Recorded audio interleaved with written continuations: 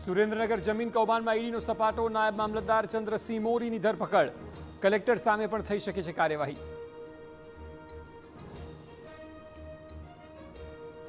અમદાવાદના સૌથી વ્યસ્ત સુભાષ બ્રિજને તોડી પાડવાનું સૂચન, બ્રિજના પાયા હજુ પણ મજબૂત હોવાનો રિપોર્ટ, સીએમ ભૂપેન્દ્ર પટેલ લેશે અંતિમ નિર્ણય.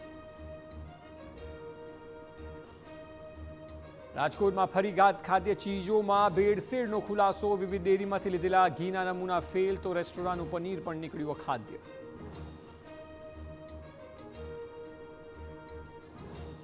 જૂનાગઢ શહેરમાં દીપડાના આટાફેરાથી લોકોમાં ભય, ઝાંઝરડા રોડ પર દેખાયો દીપડો તો પાતાપુરમાં શ્વાને દીપડાને ભગાડ્યો.